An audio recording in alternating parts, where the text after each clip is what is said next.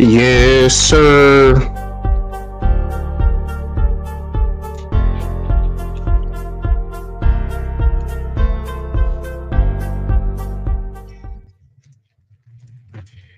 Yo, welcome to UP4REVIEW podcast, live with Raider Nation, the one and only Raider podcast that gives you the accurate information, the most detailed information, the most realistic information. Let me look at the camera actually, and just the truth. There's a lot of information out there. Bad information, misinformation, things that just don't make sense. But I'm glad that you're here. I'm glad that you came. I'm glad that you're going to join us. I'm glad that you're going to bless us with your presence. First and foremost, Merry Christmas. Merry Christmas. This is a surprise pod. I didn't think I was going to do it, but I kind of did it. Sorry, I know it's last minute. I had to make a couple runs just to get some final gifts for the Christmas season. Salute, to you. As from me to you, and also from Robert, Merry Christmas to everybody out there. Okay. But yes, sir. Let's talk about it. I know y'all saw, excuse me. I know you see the title. I know you guys see the title. And the title says,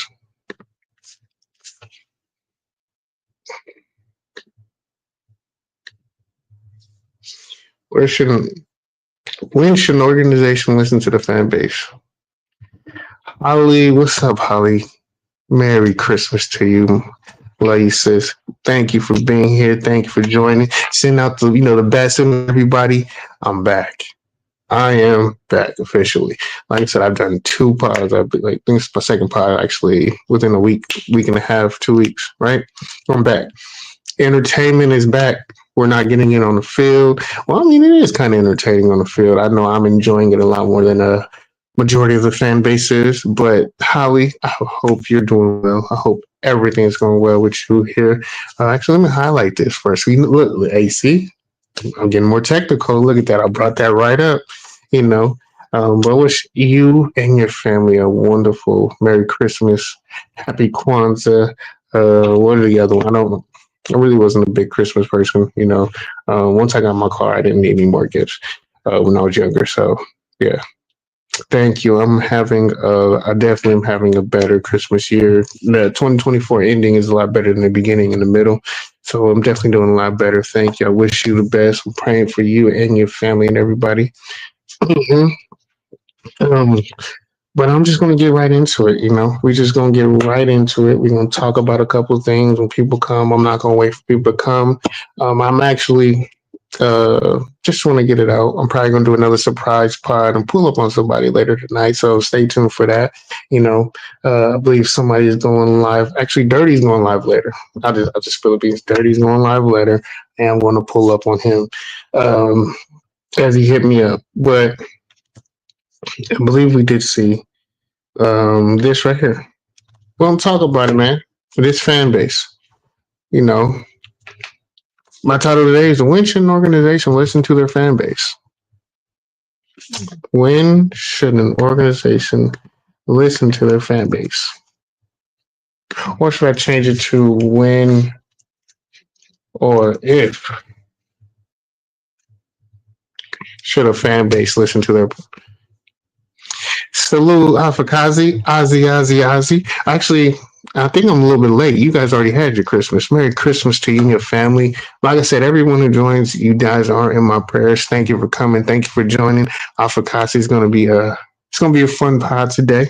This is going to be a fun pod today. We're really talking about the fan base. I can talk about the team all I want. I got plenty of time, plenty of offseason to talk about the team and other things, as well as the organization, as well as Mark Davis having a civil war inside, a tug-of-war battle between who gets the control, what direction the team's going to go, and things like that. I know it's midday Christmas there, man. I'm going to be waiting for my gift. I didn't get it in Amazon yet, so we're waiting. Now I'm just playing out. I hope everything's well down there and down under. But I'm just going to get into it, man. Like I said, when or if should an organization listen to their fan base?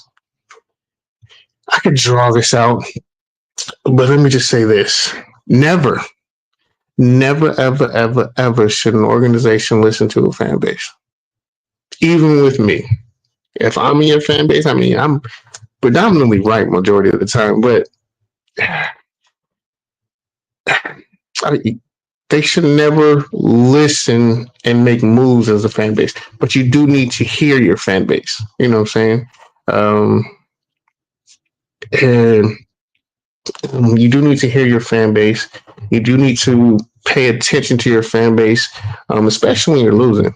You know, um, I don't think you need to move accordingly to what their demands are. You know what I'm saying?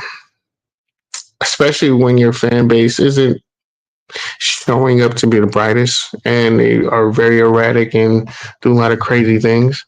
Um, but I don't think an organization, if organizations listen to their fan base, that organization is going belly up. Now, I think I'm just going to go through these right here. Um, uh, Holly, I don't know about that one. I think you do need to listen to the right players. I mean, right now there's a situation that's about to go on. I'm gonna bring it up. You know, everyone, if you're not paying attention, I was telling y'all 2, 3 years ago about the Max Crosby situation. Um, about him not gonna sit here and continue to take this losing effort, or you know, and I was saying this 3 years ago when we had some sort of a team and some sort of uh, some continuity, some locker room presence at the time. We did have key players and guys who we can build upon and develop with and add pieces to and actually develop a team. And you went ahead and got rid of them. You know, you got to get rid of the head. You know, then you started getting rid of the neck. You know, so now you got the body with Max. And I mean, you've been doing it for quite a long time. Is Max a crybaby? See, Harley, I'm gonna have to get you, sis. You can't sit here and say that. Max is one of the quietest defensive linemen in the league today. Uh, Salute, James. Thank you for showing up. I appreciate you for coming here. Let me. I gotta address you, Holly. Max is not a crybaby. Max is tired of losing. Speaking your mind, and I think this is exactly why I brought up this topic today on when or should an organization listen to their fan base, because we get overly emotional into our feelings because we invest. I know a lot of us invest a lot, but we can't sit here and uh, we can't sit here and say guys are crying when they're just speaking their mind and speaking their piece. We can't sit here and kill or ridicule them when they're saying the truth. Just because, you know, well, everyone always says it's all about the shield. It is. But they got to do right by everybody else as well. You know, I'm always going to cheer for the shield, but when we wrong, we wrong. And I'm not going to sit here and like I said, Holly, if you was here the last show, I'm not putting up with this type of rhetoric because it's not wrong. He has him, Max of all people, has the right to say what he wants to say. When you give that type of effort, when you put everything on the line, when you fight through injuries and you play through injuries and you still that dude, then absolutely you can say what you. And he didn't even really kill the organization for what he said. I mean, I possibly can't bring it up. I'm still, like I said, I'm still working this. Actually, I don't think I can because I don't remember my password to Twitter or X. Or you know what? It might actually be on. It might actually be on YouTube. Max Crosby. Someone probably posted it. I don't. I guess someone didn't post it. You know, the other channels ain't on there. I was going to throw some love to somebody. But yeah, but um, Max has every right to say and be tired and be frustrated and be annoyed and be just disappointed in how he's been let down by his organization multiple times. And the thing is, it's not just Max who has said this. It's not just Max who has spoken this about this situation with this organization. This dates back to the Los Angeles Raiders. This has happened with the Los Angeles Raiders. This has happened with the Oakland Raiders. It's now happening with the Vegas Raiders. They have a problem keeping personnel, and and on top of that, they don't build around franchise players. You know, they didn't build around Khalil Mack. They're not building around Max. They didn't build around Josh Jacobs. Um, they never built around Derek Carr. I can go back even further than that. They didn't build around Devontae. They didn't build around Randy Moss. We didn't build around. It's just ongoing and ongoing. Like, you're just at this point. I'm going to say it. The Raiders organization is starting to act like the Los Angeles Clippers organization back when they had Donald Sterling, and they're just milking these players for as much as they can, and then they'll bring in a fan favorite or a high name older guy. We haven't put out a contending. I'm not even gonna say winning. We haven't put out a contending team that plays on the field hard. I don't want to sit here and everyone's going to be like, "Oh, if you look at the roster, no, the roster doesn't look good." I don't. I'm so tired of hearing people talk about how the Raiders look or what the Raiders are doing or how everything's going on paper. I can't care less about how good this team is on paper. They're not good as a player on the field, and it's really it's when I was younger I could tolerate it because I didn't know no better. But as an elder statesman now, listening to my elder statesmen and then listening to their elder statesmen, this is enough. Enough. Now I will say, with all that being said, the organization has to hear their fan base when the fan base is saying they're tired. When the fan base is fed up. Now, if you're giving us you don't have to give us a top tier team spending, a bunch of money every single year. Do what the Yankees were doing. You ain't gotta buy everybody, no, but just put out a team out that's contending. Joe, what's up, brother? What's up, Joe? How you doing, brother? How you doing, man? Appreciate you for coming. Thank you for stopping by. Merry Christmas, man. I ain't doing that happy holiday shit. I'm tired of that. Merry Christmas. I didn't see this, but I don't know what that is. But that face at the end tells me I shouldn't want that. So yeah, Vegemite, I don't know what that is. But Joe, first off, Merry Christmas to you and your family. Thank you again for coming and sharing your time and blessing me with your presence. I appreciate you coming here. I definitely will be sending prayers to everyone who comes here. But yes, thank you, man. But like I said, to catch up, what are we talking about? You see the title. This is the title right here. But we're getting right into the topic. And we're just gonna talk about it. Holly said earlier, she said, is Max a crybaby? I'm like, no, he's not a crybaby. He's just frustrated, upset, and disappointed, and dissatisfied with the type of caliber player he is and what lack of respect he's been getting for his career because he plays for this organization, doesn't get favorable. He's fed up. He's fed up. But we're going to talk about it. Are the Raiders losing their fan base? Or are we overreacting as fans? Or are we overreacting as fans? Are we doing too much? Are they doing too little? Are they not doing enough? can say it's a little bit of both. I definitely feel we overreact with how we speak and when we're frustrated. We definitely wear our emotions on our sleeves as a fan base. Um, but we definitely have the right to be upset. I mean, it's about to be 30 years almost, 3 decades. We're almost at 3 decades of losing.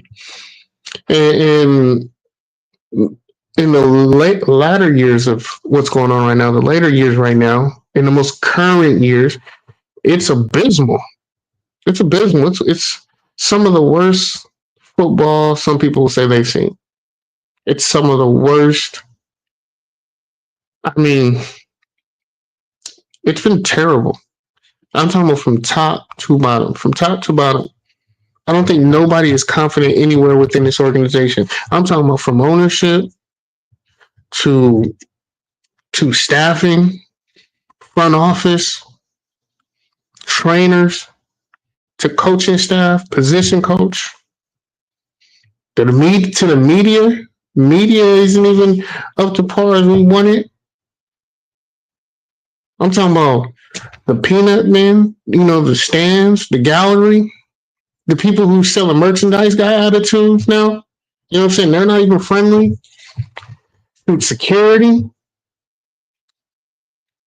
I mean, from top to bottom, top to bottom, this organization has, as of late, been filling their fan base. But I can say this fan base has overreacted a lot.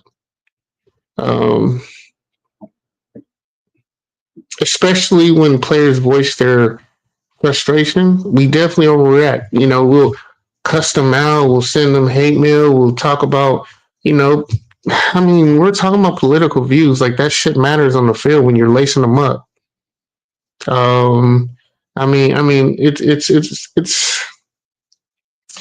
It's ridiculous. It's ridiculous how much we involve ourselves in non-football with these people. They're just people at the end of the day. Let me bring this up. Raider Knight, man. First and foremost, thank you. Merry Christmas. Happy holidays. I hope you and your family are doing well, and I'll definitely be praying for everybody that joins tonight. So thank you again for blessing me with your presence and blessing us with your presence and, participating today. But Raider Knight says Mark Davis is the problem. He doesn't understand what it takes to win. So he keeps hiring the wrong people. Hey, Raider Knight, I want to ask you something. Is he hiring the wrong people on the financial side, where the team has went from financially went from an organization that was in the 20s to a top 10 organization financially? Or is he hiring the wrong people, as in putting a staff on the field to coach the team? Let me take these off. Do I look better with glasses on or off? I'm gonna keep them on. I might look a little bit more smart with them on. I'm gonna say that. I'm gonna say, I will say this: Mark 100% understands the game of football. Mark understands what it means. He's seen what it takes. He's been around it. He knows football. Now, is he a problem? Can he be a problem? Yeah. Just because you know some doesn't mean that you have the experience or the work ethic or just the ability to perform while you're in position and you're the one making the decisions. That's the issue. See, everyone keeps saying Mark doesn't know football. Mark doesn't know what he's doing. Mark absolutely knows what he's doing. Yes. Now, in the execution of doing it right and doing it properly, that's the problem. So everyone's saying he's hiring the wrong people. I say he's failing and executing at when you hire people, you got to support them with what they need to win. when you hire Josh McDaniels, the next thing you have to do is get the type of player that Josh McDaniels is going to need to be successful. And did Mark do that? No, he didn't do that. So I'm not going to sit here and say Mark isn't or is the problem. He's part of the problem, absolutely. But I'm not going to sit here saying he's part of the problem just because he doesn't know or he's not educated. That's false. And anyone who says that is, please click this part. I need to start making more mods. I need to start getting some more mods. I'm looking to getting mods. I'm gonna start talking to people getting mods, especially people who come in. What needs to happen when idiots say things like, no offense, I love everyone that comes. When we say things like that, it makes us as a fan base sound stupid. It makes us sound ignorant. It makes us sound very, very low IQ because they absolutely know what they're doing. So thank you, Sal. Thank you, Sal. So I appreciate you for joining. Thank you for blessing me with your time and your presence and just you being here. I wish you a wonderful Merry Christmas, and I hope you and your family are doing well. Let me slow down.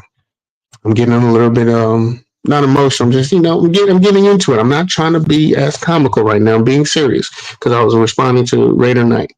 So Mark knows what he's doing. I will say personally, on my opinion and things, I think he's been cheap about it and he's been half stepping. Was Josh McDaniels the wrong guy?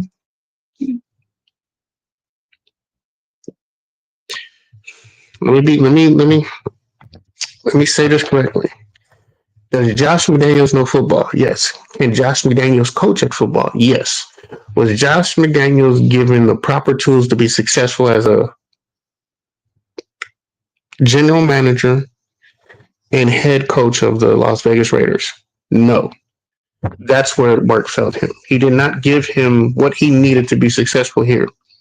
Now, was Josh McDaniels a cancer for what we had and saying he could build upon this and do all that? Absolutely. He contributed because he probably definitely misled and misrepresented himself to Mark and sold him something. And then he had he pulled the rug out from under Mark, probably. He told him and fed him one thing, got in here, and then did something totally different. I know a lot of times when new people come in, new faces come in, new philosophies come in, a lot of people going to clash. There's going to be a lot of head bumping. But you got to be able to adapt. You got to be able to transition. And Josh McDaniels just wouldn't be able to do that, and that's why it failed. So I'm just going to leave it at that. I'm not going to say Mark doesn't understand or knows what it takes to win because he's seen winning. He's seen the organization win. He's seen his father win. He's seen other people who've been mentors to him and helped him out win. So yeah, he has seen what it takes. He has an issue with executing and doing it, and possibly he has a second, he's made a couple of mistakes, and he definitely overindulges when he makes a decision and gives too much. So it's just a learning experience. Everyone's going to have to learn. So, we'll see as it goes and it progresses. I mean, now he has, relinquished a little bit more control and he's brought more people in there. We're going to see how it goes. Do I think AP will be here next year? It's too early to tell. There's still so much more football to be played. There's so much more football to be played. I think what week are we NFL? What week are we in?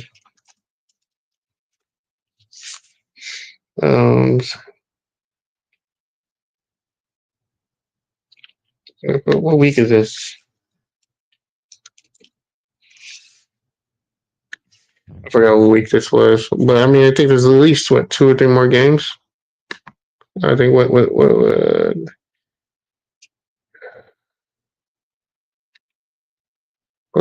I mean, we're 2-11. I think we're 2. No, we're 3 and what? I'm trying to find out what week. Um, okay, it's not week 12. What is it?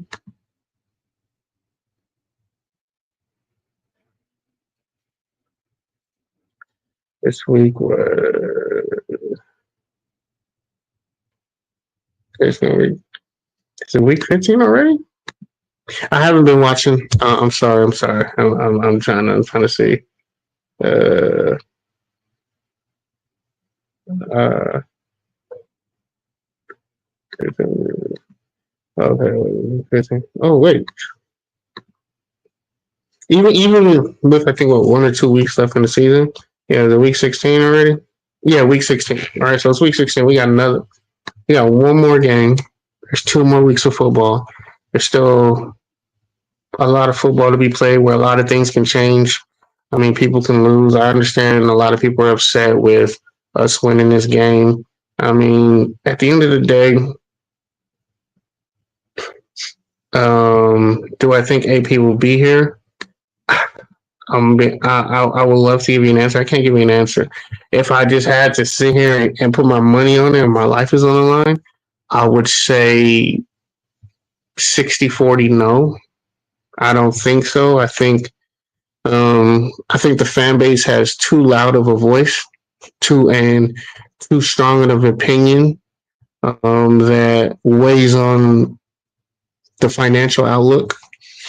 Um, with a little bit of what I know, um, that's another issue I'll give you right tonight about Mark is that he leans too much on outside opinions or outside entities that affect the bottom line. So that will definitely could have an effect on his decision with what he does with AP. Um, I honestly don't know or feel Tom Telesco really has a plan for getting a new coach. I don't think he's been looking at getting a new coach. I think he's been looking at supporting AP with getting him the right players around him, seeing what's needed, giving him a full season to see what scheme, what type of offense he was going to run. You know, what type of offensive coordinator, what they were going to need. Like this was a trial year to see what we have. You know, to see what we need to base it off the talent that was going. You know, it was just a year of just trial and error.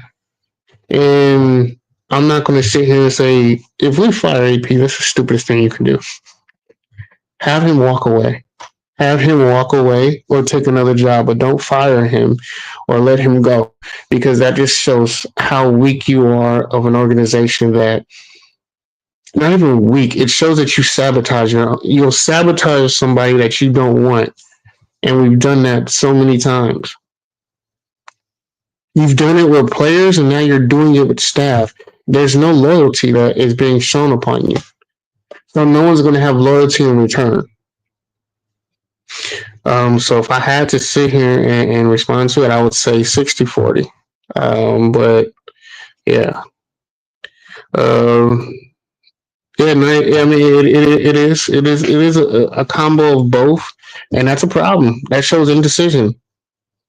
When you make a decision, be stern with your decision and make that work. Put the effort to making a decision. If you hire Josh McDaniel type of coach, give him what he needs. Fully commit to it. Commit to it. I mean, and I'm not shutting out this person, but Docs, I saw what you said. I saw your little tweet, brother. Don't be taking my takes, man. You know what I'm saying? Let's not talk about the whole Raiders need to retire that commitment to excellence or just win, baby. I said that shit too. Been saying that shit for the past 3 years. Don't be taking my fucking takes, man. Come up with your own shit. I just had to get off my chest. I've been seeing. I'm watching. I'm seeing people. You know, come up with your own shit. But the commitment to excellence. Just commit. Just commit. You make a decision. Commit to it. Support it. Back it up. I mean, shit. I understand AP had this is a rough year. It's hard to stabilize yourself right now because you feel like the world is crumbling on you. You've been through this before, you know what I'm saying? But guess what, man? You have to fail in order to succeed. You have to fail in order to succeed. They have to fall. We have to fall. Let them fall. Let them make a mistake. Okay, now we know what we need. We know we need a lot more help than we actually thought. The people who we brought in on is they're not starters. They're not star players. They're not guys who are going to sit here and rejuvenate or they're not moving the needle. The Christian Wilkins that didn't really work out as we wanted. We need to support more across that defensive line. We need to bring more about it so he can showcase his talent and be more effective. We have one guy who's really effective and doesn't need anything to be effective. So how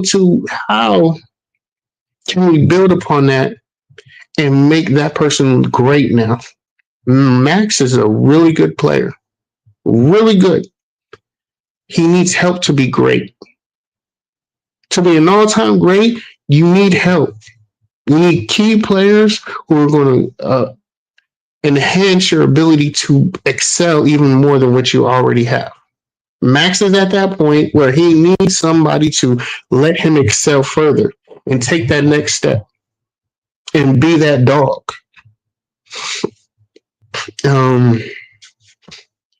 So, Sal, man, salute to you, brother. Thank you for coming here. I appreciate you for stopping by and blessing me with your presence. Wish you the best and wish the best for your family. Hope everyone's safe and sound and enjoying themselves around family. So do you think AP and Telesco are on the same page?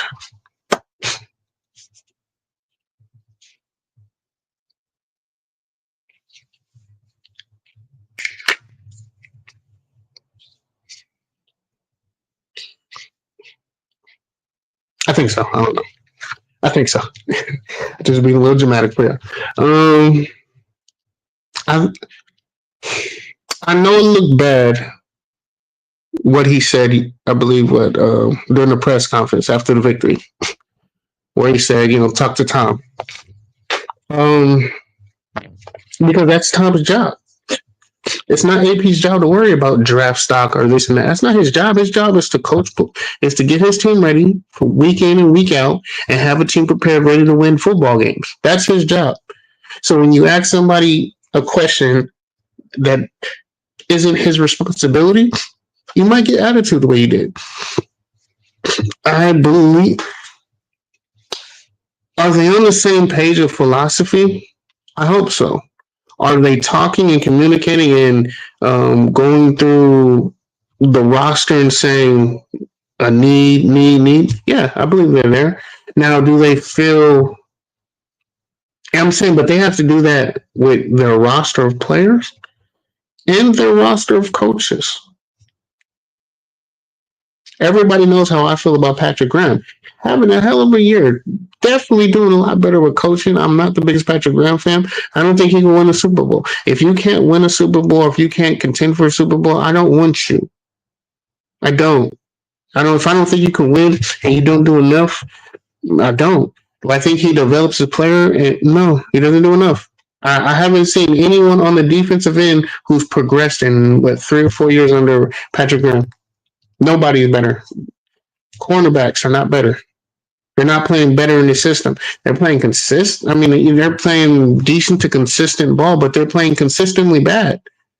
Jack Jones, I mean, he's getting. I never considered him our best corner. I don't know why people said that. He's the most lively person. He's energetic. He has charisma. He's charismatic. He's captivating, like to the eyes. For the uneducated eyes, he's very captivating because you always see him around the ball or he's doing something that's energetic, that feels like it's going to energize a team. And when you see him, it makes you happy. But he's not. Bennett, as a rookie, is the best cover corner. Morang has not gotten better in his rookie season. He's not progressed and made the jump better than what he has when he looked as a rookie. He's a better tackler, but he finally doesn't have a broken hand to actually wrap up and be able to use his extremities. He can use his fingers and grab and pull people down. You know, his first 2 or 3 seasons, he kept having a broken head, broken arm. Right? He always had a cast on. But I'm talking about as covering, blitzing, his skin that he's utilized in. You know, from field to field, sideline to sideline. How impactful is Moran? Really, he's not impactful. He doesn't do anything as a safety. Though he doesn't. I'd wish he'd be more as active as Jack Jones was. Because they're not targeting Moran, they're targeting Jack. So Jack is always involved with something because they go after him. Moran is, I can't say his name. I'm sorry. I know I mispronounced it. I really do apologize. I'm not doing this on purpose. But Mo's only involved when there's a breakdown somewhere. And he's the last guy. If he misses, it's a broken play. So he has to make the tackle and things like that. And he's doing a better job of tackling, finishing, and getting the guy down or slowing him up.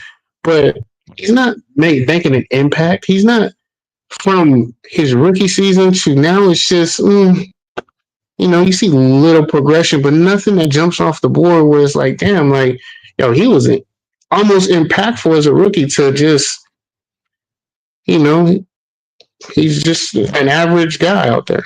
He's only starting because he's on the Raiders. If he's on any other team, is he starting over any other safety or in our division alone? Does he start over any other safety at his position? I don't see it. So how impactful is he? Does he bring impact? Has he grown? Has he developed? Has he blossomed into something? What information are you giving him? What is he doing in the offseason? Why has he not progressed under your system? He's only been in your system, and he's not gotten any better than his rookie season. He doesn't look any better than he did in college. He looks better in college, actually, than he does now. Now, granted, college is a lower tier of football, but I mean, just impactful, moving, confidence. How he was developing, he was getting far better coaching in college than he is in the pros. That's a problem for me. So yes, I know they're talking philosophy and same page. We will see this draft. We will see what Telesco is supporting AP with. I don't see any valid reason why we would fire or let go AP because you've given him absolutely nothing. You've given him nothing to work with on either side of the ball. Nothing to work with. So if you want to sit here and scapegoat him, it's going to be bad. It's going to be very, very bad. What do you think? What do you think of the Tank for Shador sign? Okay, what do I think of the Tank for Shador sign? I thought it was embarrassing. I 100% agree. It is 100% embarrassing. But when you've been on crack cocaine for the last 10 years of your life, that's what it looks like. When you've hit rock bottom, that's what it looks like. When you have nothing else to do and you're praying for a miracle, that's what it looks like. Do I like it? Nope. Because does anybody know, when you have a family member on crack, on drugs, and they're doing crazy stuff in the street, it hurts. There's nothing you can do to help them either. There's nothing for the people who are talking about Tank, and damn, I look crazy with this. Like my collar looks drunk, but it's not. But when you have a family member that's on drugs and it's not trying to get help, that's what it's going to look like. So that's what it's going to look like. They're gonna do the most erratic thing that they can do because they want a quick fix. They need that high. They need that adrenaline rush from just, hey, we did something. They did something that I wanted to do. That's all it is. That's all it is. And it's not drafting Shador is not a bad idea. but tanking to get there is the bad idea. Don't say it out loud. Just think it. You don't have to say everything out loud or post a sign to like publicly humiliate. They were doing that to humiliate Mark. They don't like if that person holds a sign. I guarantee if you could find their page, they probably trashing. They're trashing Mark. They're probably trashing AP. They're just trashing players. I bet you after they see what the Max interview had today about him talking about how he's tired of just the organization losing. He's tired of them trading, and when we think I have something and we're building something, they just give it away. I guarantee he's gonna be like Max is, kind of what Holly said earlier. Not like he's a crybaby, but they're gonna find something to complain about because they're unhappy. We're unhappy as a fan base. We're dissatisfied. We're frustrated as a fan base. So yeah, I'm surprised that the brown paper bags aren't out more yet. If we would have lost, the brown paper bags probably would have been at the game this upcoming Sunday. But it is. I agree with you. It is embarrassing. But let's be honest. As an organization and as a fan base, we've been embarrassing too. We've been very embarrassing. So, I mean, unfortunately, we have to take it. We have to eat that. You knew it was coming. You got podcasters talking about. Mitch Williams is talking about, hey, tank. You got I haven't been seeing too many people, but other people are just talking about tanking and doing the extreme, thinking that it's going to be a quick fix. Like this guy, no, just because you draft Shedeur Sanders doesn't mean you're going to have a problem. We had a quarterback in Derek Carr, but if you don't surround him with support, you can just have another Max Crosby or Khalil Mack.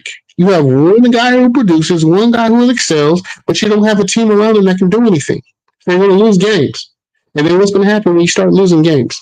Oh, well, if he's the quarterback, he's at fault. He's the reason why we're losing.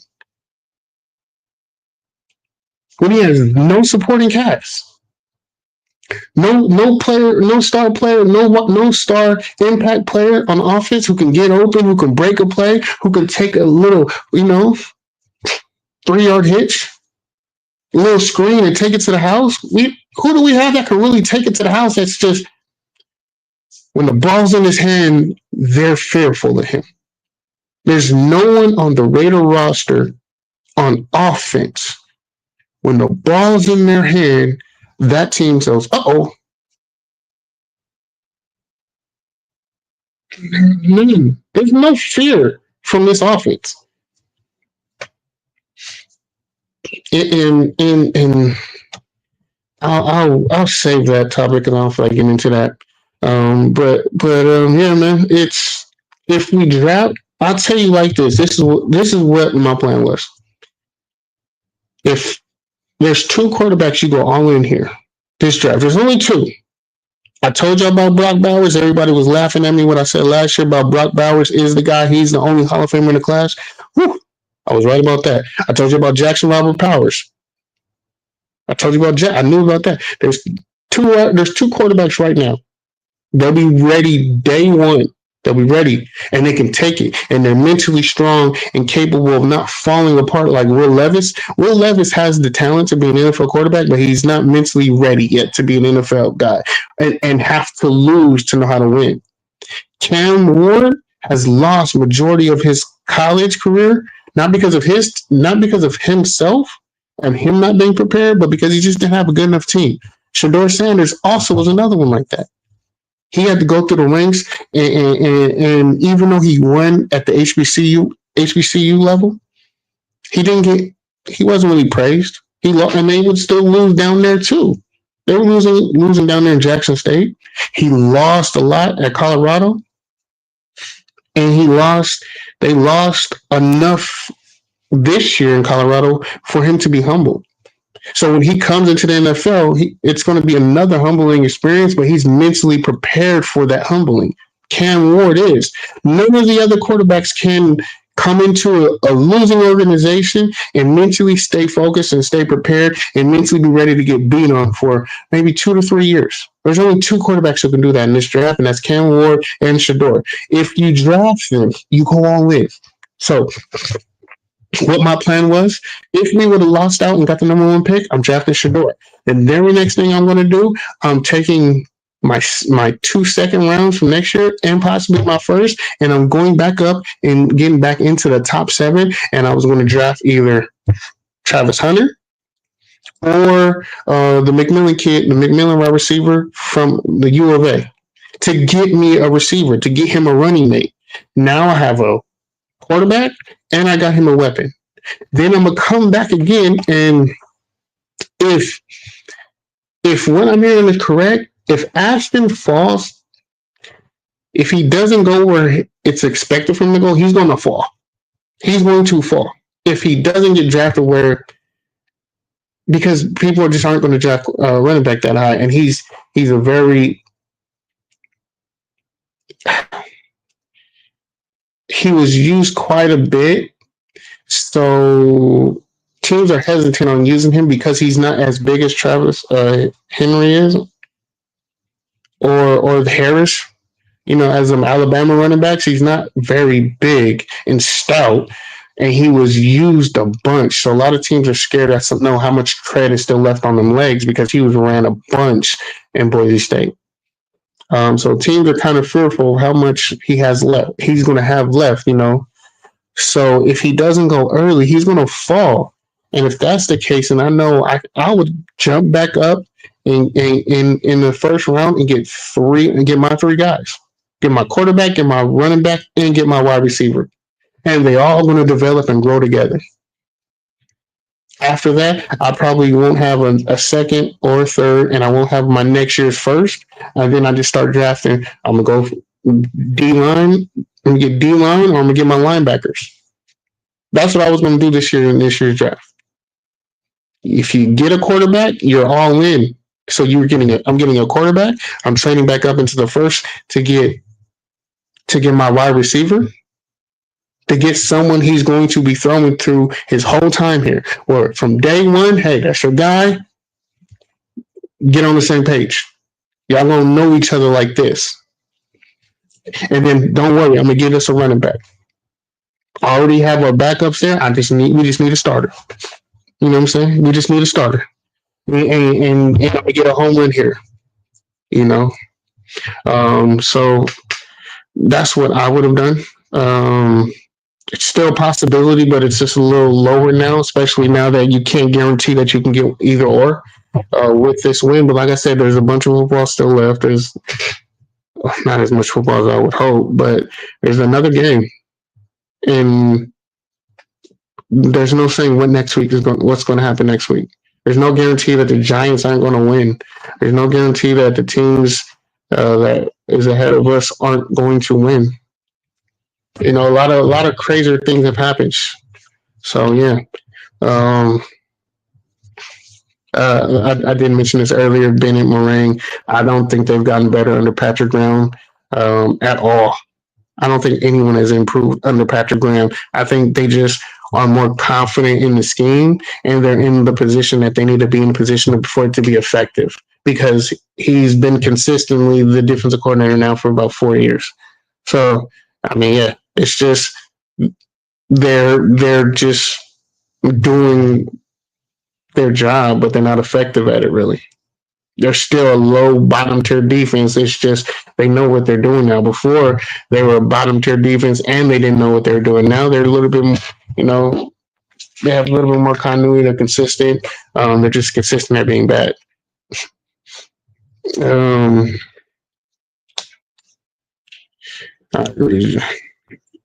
agree. Drafting Sanders, I have no problem. It's the sign. I mean, but that's also that's just part of it, man. I mean, we just gotta accept it. Don't let that bother you. It's frustrating, but it's like it is what it is. That's the territory when it comes to football, man. When you lose, you're gonna have them super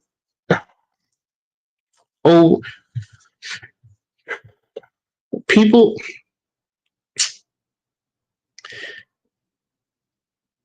In the time now, people are definitely wanting to be more engaged with their teams, and they're able to with technology now. A lot of people want acknowledgement. How are you going to get acknowledged? By doing something erratic like that, doing something crazy. You know, um, because if you ask the person, he's like, "I'm gonna say I'm gonna love the Raiders," and why would you post something like that? Why would you do something like that to publicly embarrass a Raider employee? Your owner of your team. Why would you do that? Like so it like it's I can understand. It's just a desperate act for a desperate organization and a desperate fan base. They're looking for anything.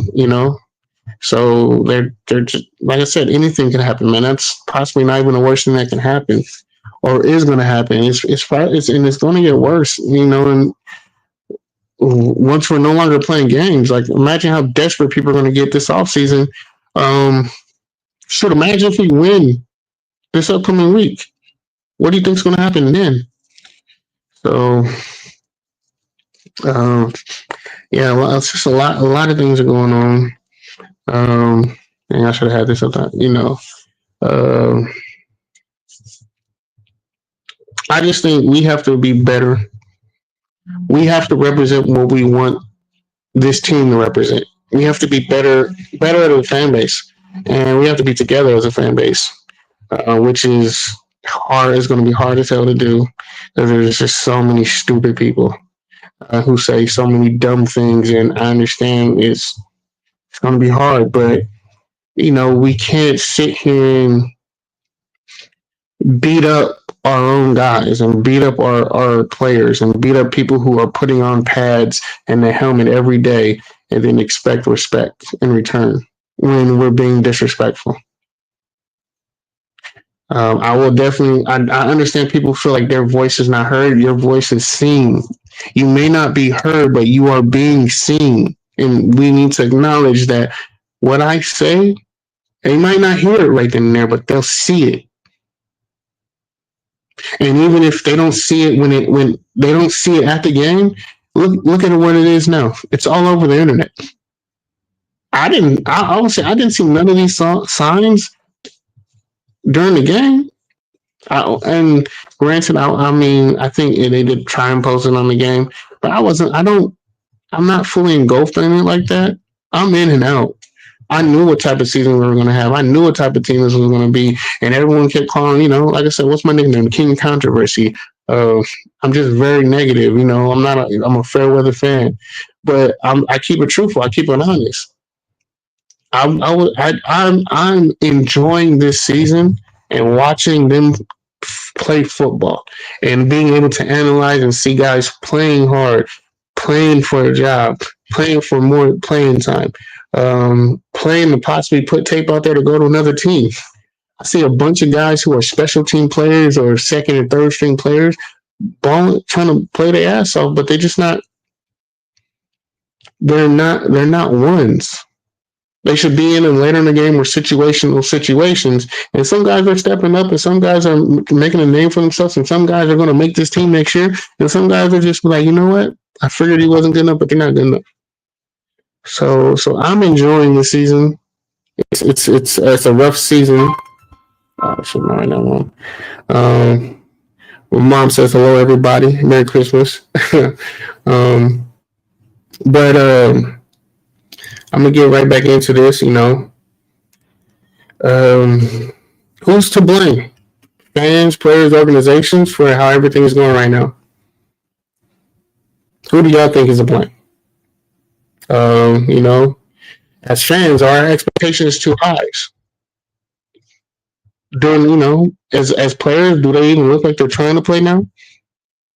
It's the first time Max Crosby hasn't finished the season or played to an injury, and is the organization even putting money and effort to building a comparable team out there, or are they just pocketing our money and just they don't care, they're not listening? Who's to blame? What's to blame? Where's the issue? How do we fix this? I will say, I mean, the easy answer would, like, if I had it would to be said is all three. But in all actuality, I will say this: I am. If I had to point the blame, I would point the blame at the organization. Al Davis set a precedent, and it's not been broken. And they continue to do the same thing over and over again. Um, it's just the organization. It's infected the fan base with our expectations, and it's infecting players. Um, so the organization itself has to get better, and they have to bring in the right people. They have to bring in the proper people. We have, like I said, I told Swan last year, um, if we don't bring in player development, it doesn't matter who we draft. If we can't develop the guys that we bring in and coach them up and teach them the scheme that we need for them to be successful in, we're never going to be a team that contends. GP, what's up, brother? Thank you for blessing me with your presence today, man. Thank you for your time. I wish you and your family a wonderful Christmas and holiday season, and I'm praying for you guys to have a wonderful, wonderful New Year. Um, um, but let me actually, yeah, I want to get back to this. Um, um, I mean, it's really the organization, and Mark needs to set a precedent. I mean, shoot, it could be Mark or Tom Brady now. But like I said, this is going to be a very fun and exciting offseason because I know what's going on in the organization. I know I've said a little bit in my last pod and thing because I was really frustrated and upset and dealing with all the BS shit that I had to deal with on top of my life, but dealing with a bunch of BS and being muzzled.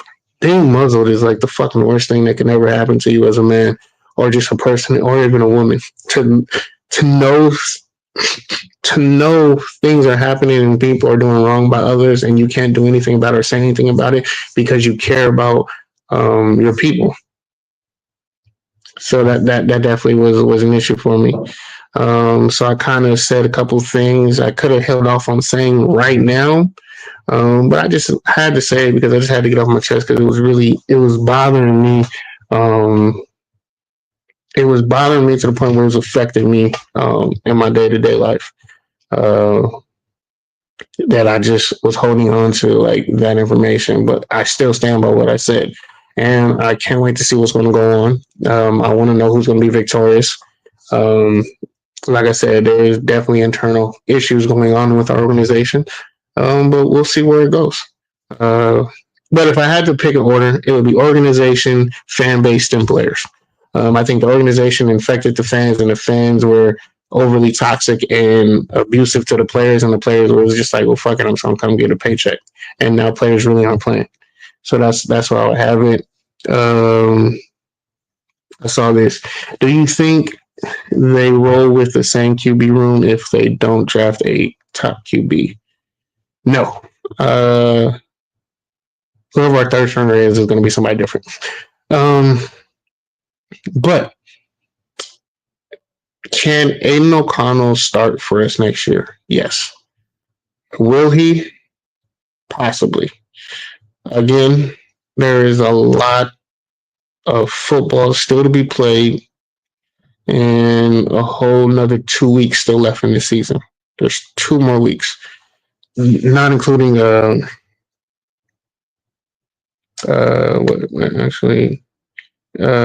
got week 17 and you got week 18. So we got another 2 weeks of football left. So, I mean, there's a lot of football still left and things are unwritten. And most of these people have been overreacting all fucking week. And it's only today is Tuesday? And people are just going over the edge and off their rocker is crazy. But with that, I don't actually Ritter. I don't think Desmond Ritter will be back. I think he's just filling in because we just needed someone to fill in. I don't see him returning.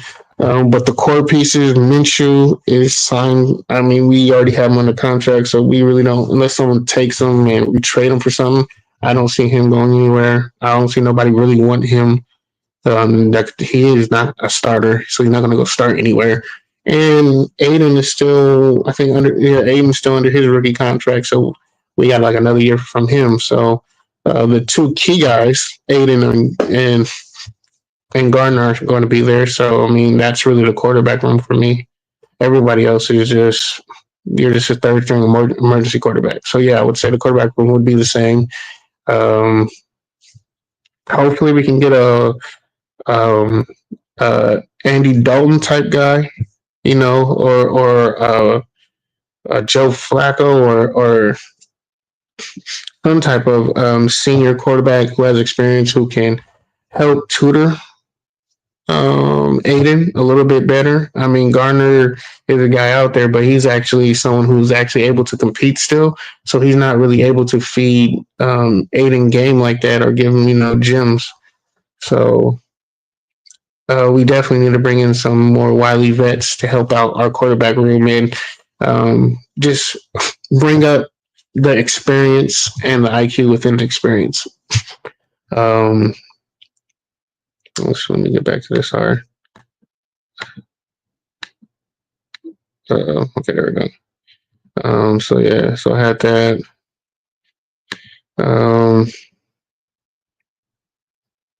Actually, let me do this. I'm gonna bring this up to the front. I think this is pretty good. Are expectations too high? Are players not trying? I really, really do think as a fan base, our expectations are way too high. I mean, from the standpoint where back in the Derek Carr era, we thought because we had Derek Carr, we had a playoff team, and we didn't. Which is, and that's like a whole nother conversation itself. But, when Derek Carr leaves, we're no longer a playoff team. Why is that? So it's like, where is your expectation? How are you grading this team? What skill players do you see that are exceptional that allow us to have these expectations? Like seriously, like people who I'm family and friends, they were arguing with me talking about we were a playoff team. We've not been a playoff caliber team for the last 7 seasons. I didn't see a playoff team really. I mean, we got in, but like just looking at it on paper on the roster, I didn't see it. I did see we had a team that was developing in something, but we don't finish the job. We will build until it's enough, and then we try and be like, well, let's see if we can maximize that and see if they can overachieve. We get teams where we give them just enough to hopefully they overachieve, and if they overachieve, we did our job. Everyone's happy, and that's not acceptable. So a lot of people's expectations are way too high because you had teams that overachieve or people or players that overachieve and do more than what they're actually. Like it's kind of annoying having to explain that or battle like I had a very interesting weekend and still ongoing. Like right now, me and Josh DeBose. Y'all know if you're on Twitter or X, DeBose is he's a clown. But we've been going back and forth, and he's going to give me some content I'm gonna post later. Especially during the off season where it gets slow. Like Billy the Kill said, I'm gonna make you famous, and I'm gonna use him to make me famous. He's a guy who kind of made it in the industry. He's a writer. He's been hired by some prestigious companies. So yeah, if he's responding to me the way he is, I know I'm doing certain things right. So I really fans' expectations. We gotta get better, and we have to educate ourselves. We have to get smarter, and we have to be better human beings and be more respectable. Even though we're mad and we're frustrated, we got to do it in a respectable way. Because let's be honest, if you were on the street, you wouldn't say that to somebody on the street. And I know, oh, Raider Nation, no, you wouldn't. You wouldn't say that if you're by yourself and you see someone on the Raiders, you see a player, you're going to be ecstatic. You're going to ask him for a handshake, even if he was talking shit to him. And you won't say, and what you would say to them, you might mention it to them, but you're not going to say it like, oh, you try. No, you wouldn't. I've had people come up to me and talk. They don't even know it's me on online, and then they see me in person. I'm like, that's me, right? Oh, dude, you're nothing like you are online. You're in person. You're an amazing person. So it's like I've been through it. I've seen it, and I've seen people act a certain way online, or and then in person. I was like, you don't even like him as a player, and all of a sudden you want the autograph, and you all, it's we got to stop, and if we're really going to be about tradition and everything, once a Raider, always a Raider, right? You can't pick and choose who you think is a Raider and want to be a Raider. It's either you are a Raider and you're about tradition and you're about the shield, and the shield is once a Raider, always a Raider. Be respectful. If it didn't work out or things like that, man, I appreciate you for trying, appreciate you for representing, but it didn't work out. Cool. But like we're going overboard with the disrespect and just to be disrespectful, just to have engagement, just to have a response, Like the acknowledgement is crazy, the entitlement that we have as an organization and fan base is crazy. We got to stop that. But we do, but we do have the ability to call out people when we see that they're not trying. We can't speak on it. Like, hey man, you're better than this. Like you can say that, but do it in a productive way that's respectful. And the last part is a lot of people don't understand this, and I'll break it down on a later episode. But it's just a lot of things that I know what's going on with the organization, which is why we're having issues of of spending or rewarding players for play. So yeah. But we're gonna move off this one. Um, right now we have a fan base that's very very upset, and as a fan base, I'm gonna run through these real quick. Uh, Joe, JP, appreciate you. Sal wants to say Merry Christmas to you, GP. And GP, he responds to you, Sal. But thank you, brother. But let's get back to it. As a fan, what should you do? And is it fair that you have to pick? And what I mean by that, as a fan, what should you do? Because you're fed up, you're frustrated, you're upset, you're at your wits' end. You don't want to. You're tired of spending money on this product that you're getting. You're tired of spending money on entertainment that's not entertaining. It's causing more harm and frustration and heartache. It's raising your blood pressure. Like the fact that is it fair that the team that I love and I root for and I cheer and I put on every Sunday and I put on my jersey, I'll put on my hat, I'll put on my accessories, my memorabilia. I play, for women, they paint their nails, they do their makeup. Is it fair that I have to pick and choose what I need to do because I have an organization that isn't willing to sell out for me the way that I'm willing to sell out for you? Appreciate you, Milk. Thank you for coming and blessing us with your presence and giving me your time today. Let everybody know I'm back and I'm here. Also, man, I wish you and your family a wonderful Christmas and holiday season and be safe out there, man. But we getting right into it, man. I'm getting right back to it. It is not fair, and as a fan, you got to do what's best for you. Now, I'm not saying that I know a lot of people are getting to the breaking point right now, frustrated with the astronomical prices it is for just a ticket. It's crazy. Excuse me, I'm still a little under the weather, and I'm not trying to blow snot bubbles or blow my nose. So Excuse me. Um, where was I at? It's not fair that. Oh yeah, the prices is crazy. That to go, for people who are real diehards and really want to go see the new stadium that we've been waiting for, and like you gotta see if you can even question if you're gonna pay for rent or not. It's crazy. Um, question, the fact that you have to question, do you want to do this still? Because we're getting to that point of just craziness where fans are just erratic right now and just saying the most inappropriate things to say to people and being mean and vindictive and just flat out nasty and disrespectful, to the point it's like, why are you even a fan anymore? you know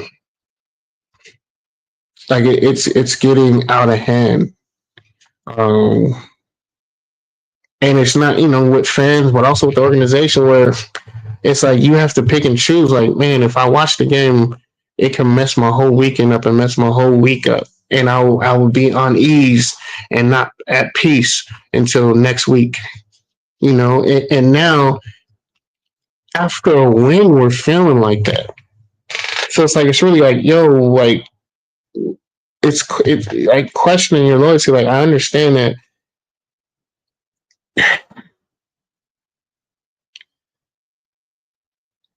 if you're a fan, support your team. Support your team. Voice your opinion. And you can do that multiple ways. If you're not happy with the product that I've said again, I'm gonna go back. Don't sound like a broken record. I said this 2-3 years ago. If you don't like what direction this team is going, if you don't like what Mark Davis is doing with the team, stop spending money on this team and speak with your pocket, speak with your wallet, speak with your wallet and your dollars, and then you'll understand what you mean. Like, if we really want to unify and change the culture of this organization, we got to do it. We got to unify and do it the right way. Because I've said it. I am not buying anything that is from the Raiders organization, merchandise wise. I'm buying fan made merchandise. So it goes to the fan base. I'm not buying anything that's from the Raider organization or the NFL. No ties to that. It would be I'm a good bootleg. I'm not buying anything that is sponsored by the NFL or by the Raiders right now, because I'm so fed up with what's going on and with what I know, and I can't say it, but I hinted at it and I said things like last episode, but I'm not. I'm buying, I think Ray Redemption hat. Those are dope hats. I know we have a couple people who do jackets and sweaters and hoodies. I mean, shoot, there's a bunch of people who make merchandise. Buy it from the fan base. They make good stuff and got good materials. That's what I'm doing. I'm not putting any more money in that man's pocket as of right now, until you turn around and show promise with putting an actual team that can win, putting an actual team that can contend, giving your coaching staff an opportunity to be able to be impactful and have an opportunity to showcase themselves. Because we're not doing that. You got people criticizing AP and talking about this man don't know how to coach. When he ain't got players he ain't got coachable players. He's actually doing a damn good job coaching second and third string guys and putting them in and starting and contending. The outcome isn't going to be great because we have a team of backups and special team guys that are out there fighting for a job and fighting. No, man. Our defensive line has three second stringers on there, not even backups. There's starters, there's backups, and there's second and third string guys. We have a team of second and third string. Second and third string. And we have some backups. But like starters, Pro Bowlers, you have what, one Pro Bowler? That's not special. That's not special teams. That's not a punter or kicker. I'm talking about at corner, safety, linebacker, wide receiver, running back.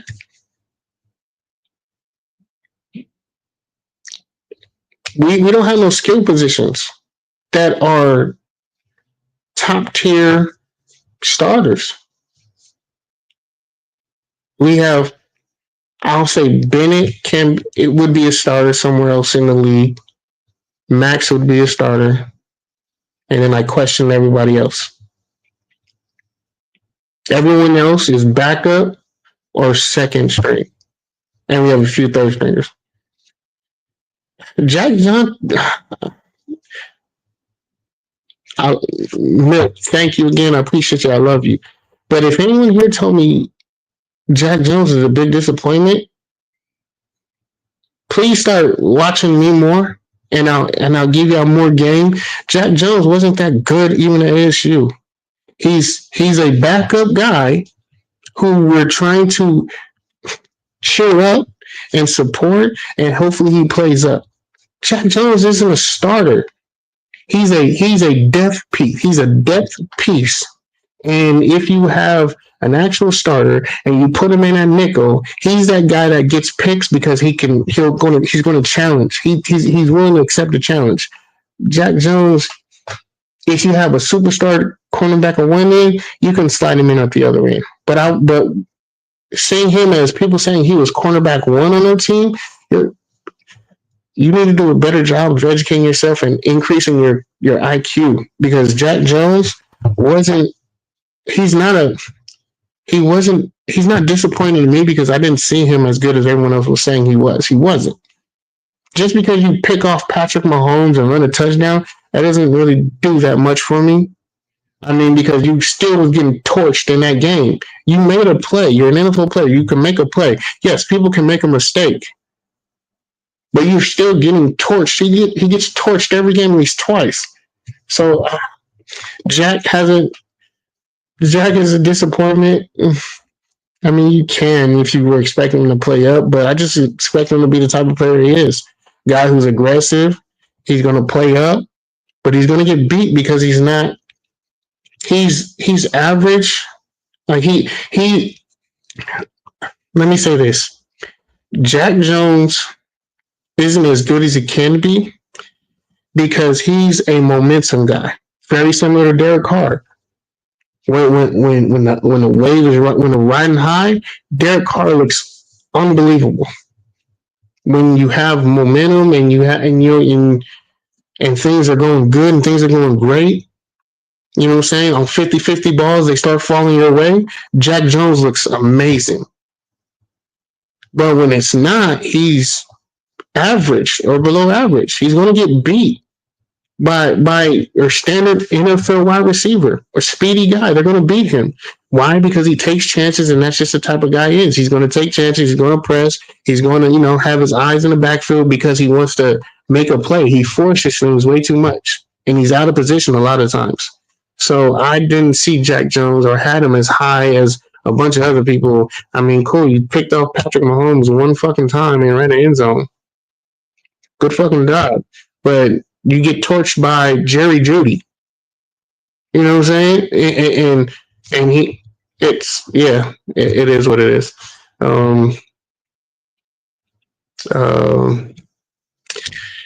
Let me get to this. If the Raiders don't draft a quarterback in the first round, preferably trade up for a top QB, I won't be watching any games next year. Cap.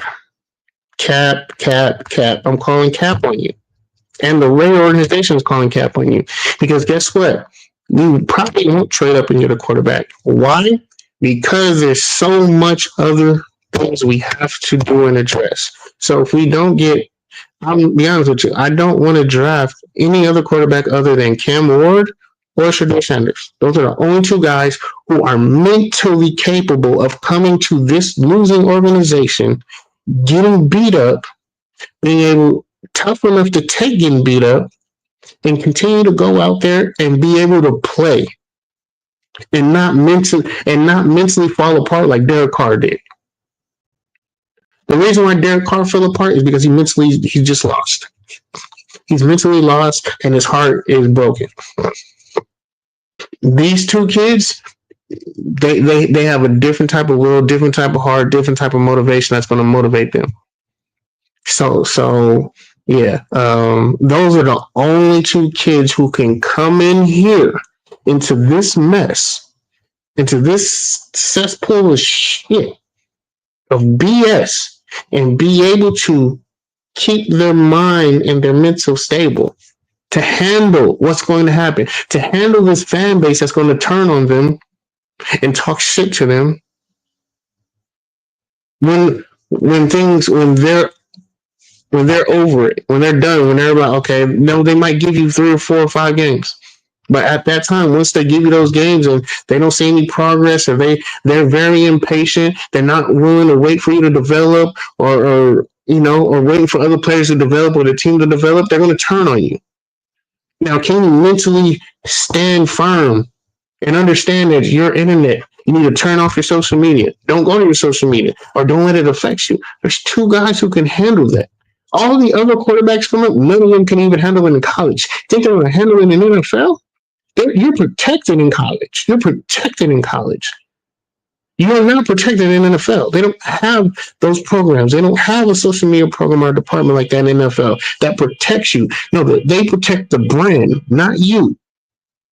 At college, you are the brand. That's why you get extra protection. That's why these kids come out as divas. That's why these kids don't understand, or they can't take it. Like, why are these people turning on me? Why is my fan base so mean? They can't take it because they've been protected in college. That doesn't happen in the pros. The only 2 guys who can handle that are Shedeur and Cam. If we draft any other quarterback, Milk, you'll be saying that again in 2 more years. You'll be calling the kid a bust. So no, I will be watching next year. I'll be watching. Why? Because I'm a diehard fan. As I said though, if the product ain't good and the product ain't changing, I'm still not going to buy merchandise from the Raiders or the Raider Image or Raider Store or New Era or anything like that. No, I'm gonna buy from the corner store. From my corner store boy who got good replicas. That's going into his pocket that he makes. It's going to be custom hats. Probably by Redemption brand.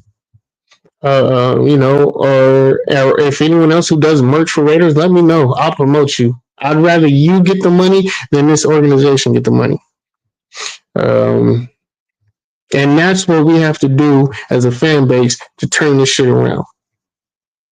We have to do this from within. We have to build each other up. We have to talk each other up and do everything we need to do, man. I think I had a couple more. I'm going to talk about that because I've been kind of kicking in the fan base and things like that. And all these other topics I'm not going to talk about. I just want to engage with you guys. Shoot me some more. What's on your guys' mind right now? What you guys talking about? What's out there? What do you want to hear?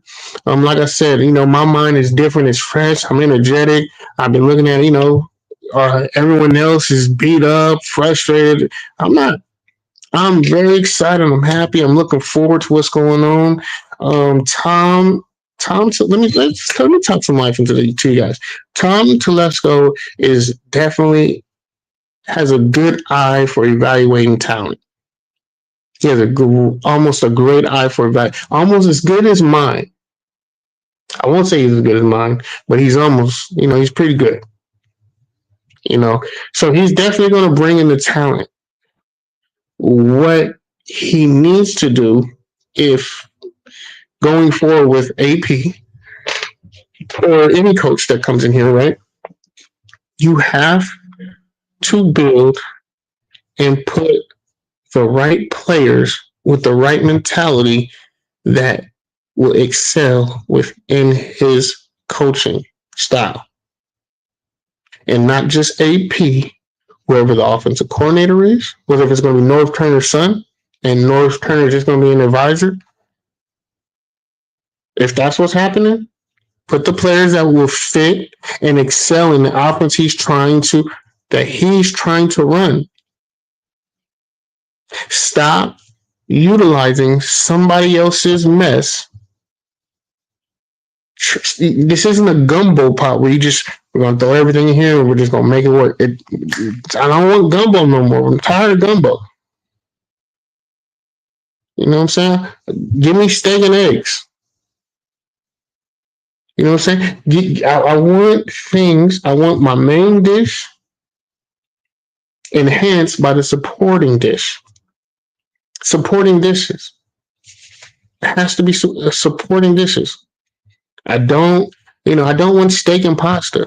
If I'm gonna get a steak, get me the things that enhance the steak and make it taste better. You know, if like I said, chicken Alfredo, things like that. I'm utilizing food because I'm hungry right now. So I'm like, we have to get pieces that complement each other and make everyone better. Like you look at Kansas City. They don't bring in they had Tyreek Hill there, but then look what they've done. They brought in guys who probably aren't as qualified or as good as Tyreek Hill, but bringing guys who have his skill set.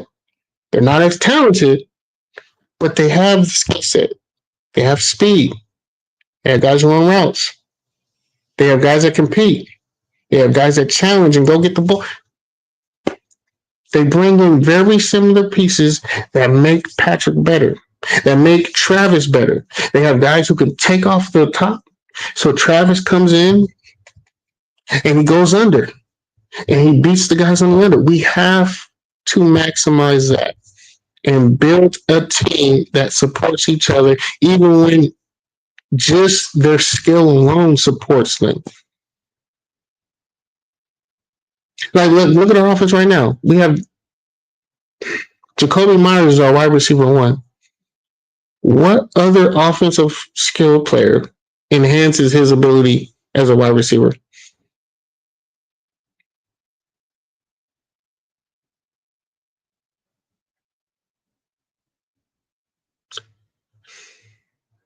Like, we started the year with Zamir White. What player was going to enhance his ability as a running back? Ain't no O'Connell. What running back was going to give him the ability to have more time and we have none. On defensive end, same thing. You got Max. Who's helping him enhance his ability? You thought it was going to be Christian Wilson? Tyree Wilson? I mean, Colts would have, but he got hurt. That's something I still want to see. Colts wasn't. What else? We have Robert Spillane. Who enhances him? Who makes him better? I mean, I will say this: Diablo and Spillane kind of work a little bit. That's the closest thing we have is Diablo and Spillane, the linebackers. Outside of that, we don't have it. Besides our special teams, punter and kicker, outside of those two, we don't have any continuity or just supportive role players to enhance the ability of our main guys. And we need to get to that. And that's how you build a team. You know what? We might not get our quarterback right now, but you know what we can get? The supportive roles. We can get our receiver. Look, right now we got Brock Bowers. And we have possibly right now the best. I'm gonna say right now, we have the best tight end room in the league right now.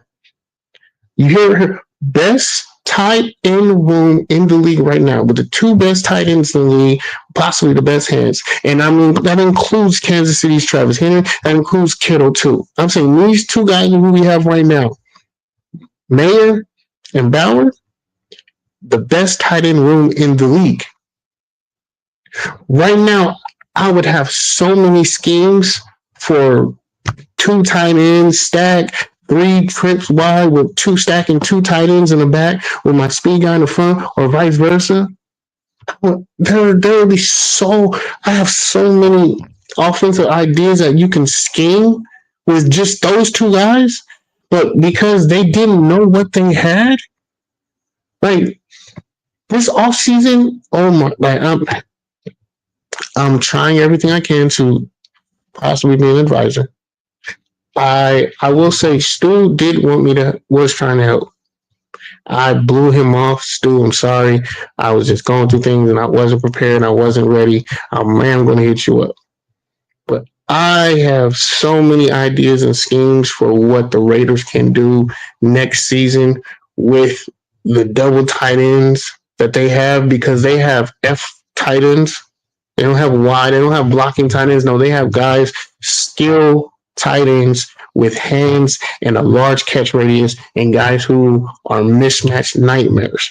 And you have two speedy guys, and you have a shifty-ish Caucasian white running back. I don't know his name, so I'll just say that. Sorry. That you can really change pace. When things get stagnant and there's nothing there, you can change pace and go to this, like the wild card when it first came out. You have that right now with these two guys, and just creativity. The lack of creativity with this team and this offense and just the NFL is mind-boggling. Outside of Kansas City and Detroit, it's the offensive mentality and idea of what offense is just lacking. It's so refreshing seeing Andy Reid. I'm going to hate that Andy Reid leaves. I'm going to be happy as a Raider fan that he fucking retires. But as a football fanatic and a guy who loves watching football and loves guys play the chess match and outthink the other person, what Kansas City does and how they put you in position and they know what they're going to attack and they attack it, or what Detroit does, Atlanta could have done, and just seeing how Kirk Cousins is like the fall off of the century, but yet, when he was in Minnesota, it's coaching. Oh God, I'm so tired of just people who are not qualified getting opportunity because of who they know, not what they know. It really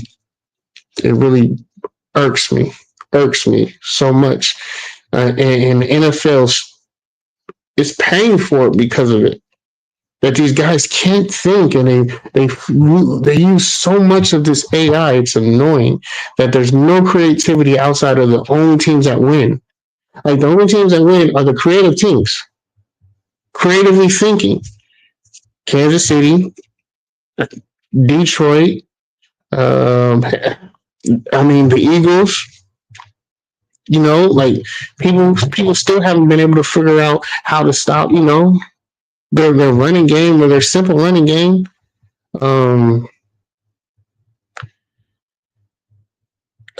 It's outside of, there's a lot of things that just bother me. And we have an opportunity, and we have the ability to actually play with teams, but just the lack of creativity. And I understand that there was change in the middle of the season, so you really can't implement things. But I mean, if you have 5 or 6 weeks, you definitely can implement 2 or 3, like call different plays. Like, you've been implementing your scheme for about 4 to 5 weeks now.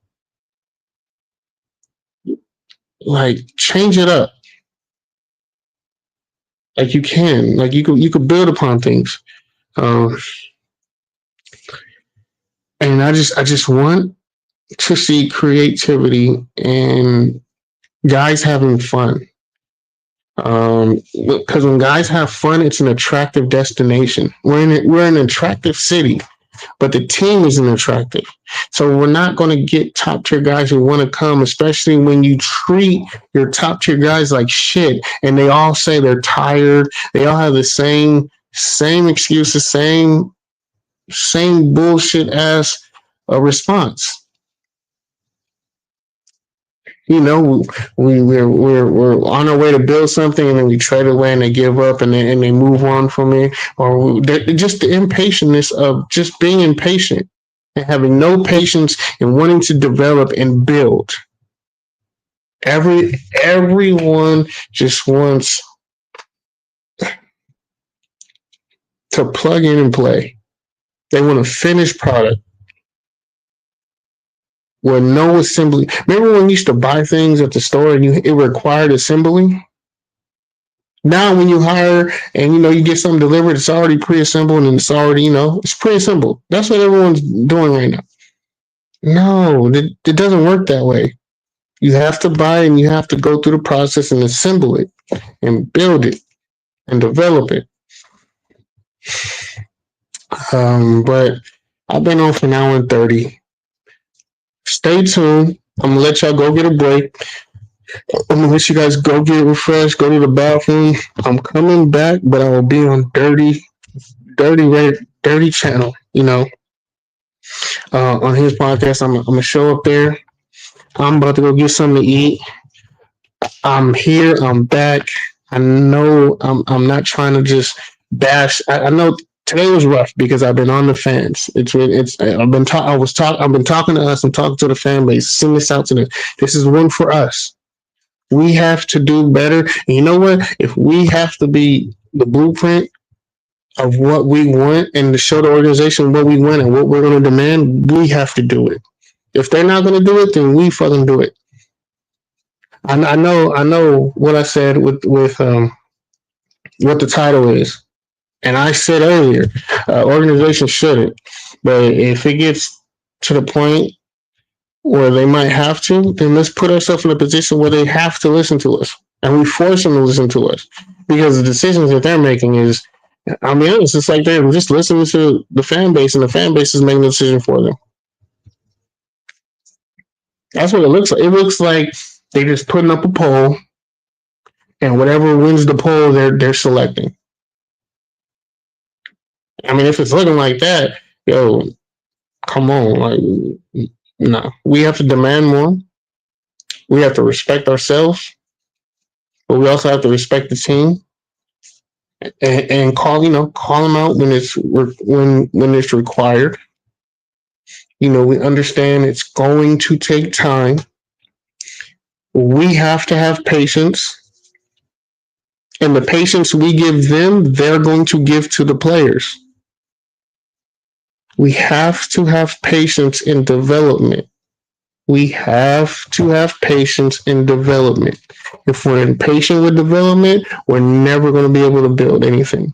This has been a 30-year rebuild within the fan base, and I'm over the rebuild. We haven't done enough to even build a foundation in 20 plus years. Let's build a foundation, a true foundation, a proper foundation, and then go up from there. But that requires patience. It requires time. It's going to require effort. It's going to require consistency and demand.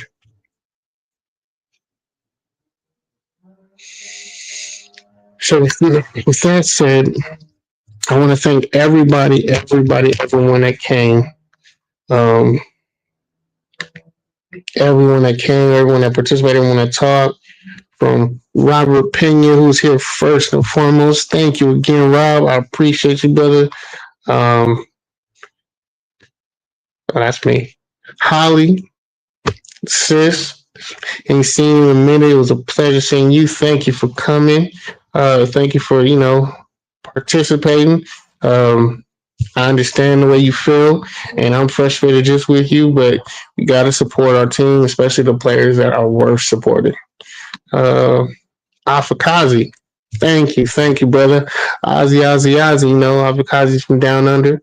You know, he's already been celebrating. It's midday over there in Australia. He's been, opening up his Christmas gifts.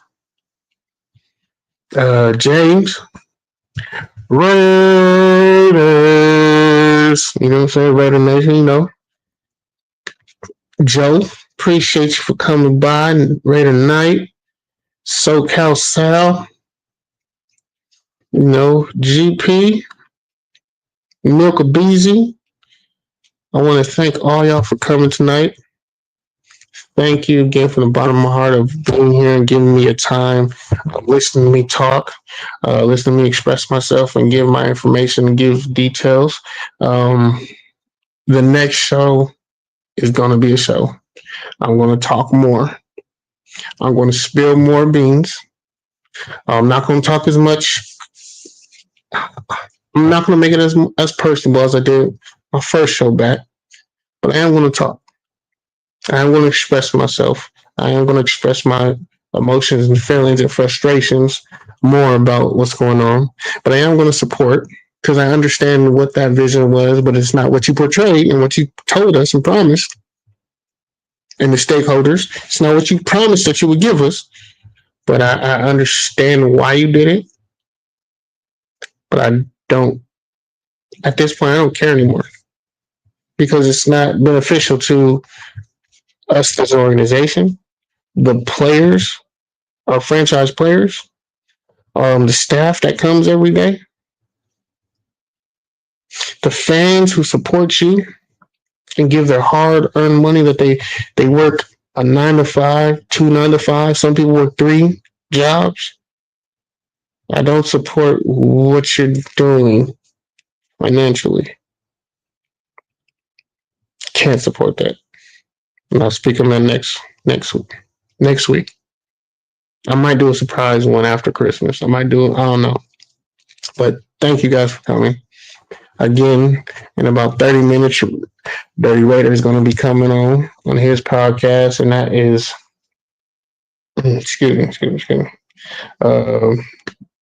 Natural Born podcast.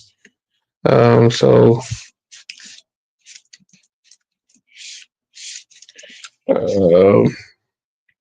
excuse me, yes, the Natural Born Raider podcast. So be tuned for that. That's coming today. If he doesn't post, I'll make a post saying he didn't, reschedule him. But he said he's going to come on, so he's going to come on. Again, I'm just rambling now because I'm hungry. I need to go eat something. Y'all heard the analogies I was talking about with food earlier?